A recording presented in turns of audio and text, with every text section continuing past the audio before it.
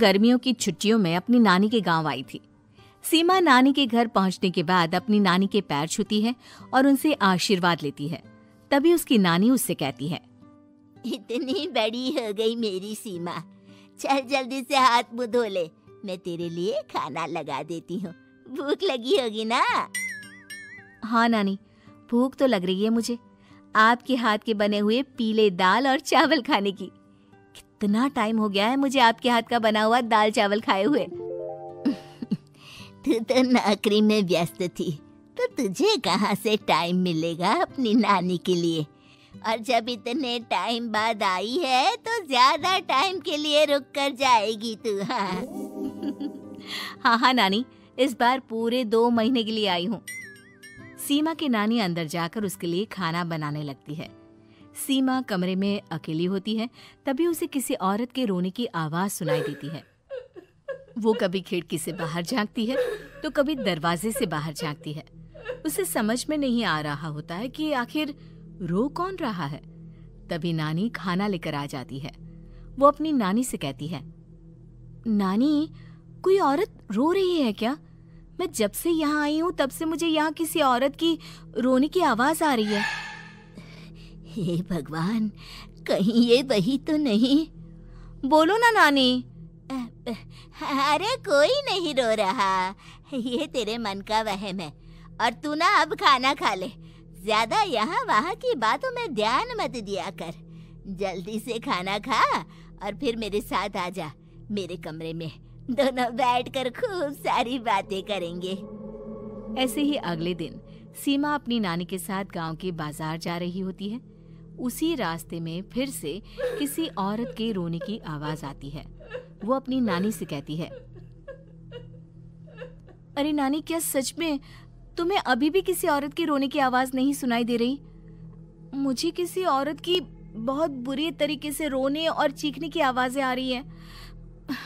मैं बहुत परेशान हूँ नानी, आखिर ये कौन है? मुझे लगता है कि सीमा को शहर भेज देना चाहिए, यहाँ रहना उसके लिए ठीक नहीं। नानी बोलो ना, आप चुप क्यों हो जाते हो? सीमा, तू घर चल, मुझे तुझसे बहुत जरूरी बात करनी है। नानी सीमा को घर ले आती है और सीमा से कहती है, सीमा, कल सुबह तू शहर वापस चली जाएगी। अरे अचानक? आखिर क्या बात है नानी, आप मुझे ऐसे जाने को क्यों कह रही हो? मैं बस जो कह रही हूँ उस पर ध्यान दे। तू कल सुबह यहाँ से चली जाएगी, और ये बात मैं कोई मजाक में नहीं बोल रही। तू कल जाएगी तो मतलब जाएगी। अरे नानी, चली जाऊंगी मैं, ठीक है, पर आखिर बात क्या है ये तो बता दो। मम्मी से कोई बात हुई है या फिर मुझसे कोई गलती हुई है जो तुम मुझे अचानक से जाने के लिए बोल रही हो? देख सीमा, रात बहुत हो चुकी है और मुझे इस बारे में कोई बात नहीं करनी। चल, अब चल के मेरे साथ सो जा। सुबह की बस पकड़कर तुझे शहर भी तो जाना है। सीमा को अपनी नानी का ऐसा व्यवहार देखकर बहुत ही अजीब लगता है। उसे कुछ समझ में नहीं आ रहा होता है कि आखिर उसकी नानी उसे अचानक से गांव छोड़कर जाने के लिए क्यों कह रही है। ये सारी बातें सोचते सोचते सीमा की आंख लग जाती है और वो अपनी नानी के साथ सो जाती है। ऐसे ही आधी रात को सीमा को फिर से किसी औरत की रोने की आवाज सुनाई देती है। वो उस औरत की आवाज सुनकर बार बार करवटें बदल रही होती है और तभी उसे सपने में भी एक अजीब सी औरत की परछाई दिखाई देती है, जो इतना चीख चीख कर रो रही होती है कि सीमा डरकर उठ जाती है। वो पूरे पसीने पसीने हो रही होती है। वो अपने आसपास देखती है तो घर में बिल्कुल शांति का माहौल होता है। सीमा घबरा जाती है। वो अपनी नानी को जगाने की कोशिश करती है मगर उसकी नानी नहीं जगती। सीमा को फिर से उस औरत की रोने की आवाज सुनाई देती है। आखिरकार सीमा अपने आप को रोक नहीं पाती और वो घर का दरवाजा खोलकर बाहर निकलती है। आखिर ये माजरा क्या है? आज तो मैं पता करके रहूंगी। अब आवाज का पीछा करते हुए सीमा आधी रात को गांव के चौपाल के पास बने कुएं के पास पहुंच जाती है, जहां कुएं की चारों ओर बेड़ियां लगी होती हैं। उन बेड़ियों में लगे हुए ताले के साथ एक लाल रंग का कपड़ा और माता रानी का कलावा बंधा होता है। उस कुएं में से सीमा को किसी के रोने की आवाज आती है। सीमा परेशान हो जाती है। इस कुएं में कौन है? कौन है यहाँ? सुनो, कौन है? कौन रो रहा है? वो चिल्ला चिल्ला कर पूछती है और साथ ही लोगों को जगाने की कोशिश करती है, मगर किसी को भी उसकी आवाज सुनाई नहीं देती।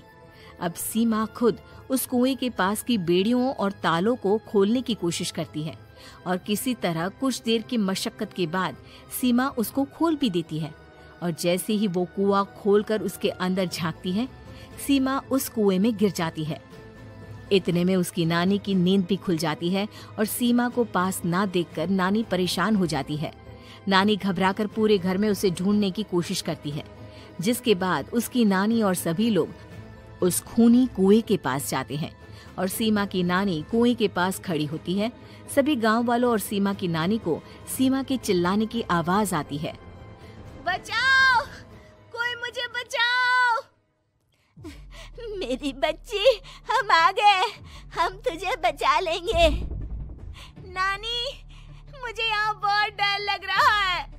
यहाँ इंसान की कटी हुई मुंडिया, हाथ, पैर और कंकाल है और खून भी है। नानी, मुझे डर लग रहा है। आप सब मेरी मदद कीजिए, नहीं तो ये खूनी कुआं मेरी बच्ची को भी खा जाएगा। अरे मुझे तो ये समझ में नहीं आ रहा कि आखिर इस खूनी कुएं को खोला किसने। सालों पहले इसको इतनी मुश्किलों के बाद तांत्रिक बाबा ने बंद किया था। अरे पूरा गांव खूनी कुएं के बारे में अच्छे से जानता है, तो कोई भी जानबूझकर तो ऐसा करेगा नहीं। मतलब किसी ने अनजाने में इसे खोल दिया है भैया। सीमा को इस बारे में मालूम नहीं था और जब से वो यहाँ आई थी तभी से उसे किसी औरत के रोने की आवाजें भी सुनाई दे रही थी। कहीं सीमा ने ही तो उसे नहीं खोला।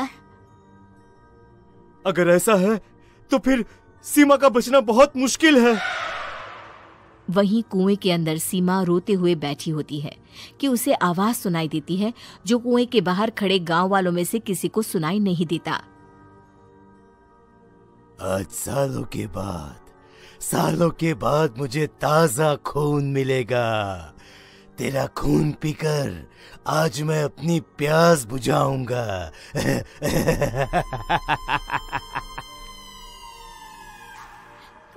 कौन है?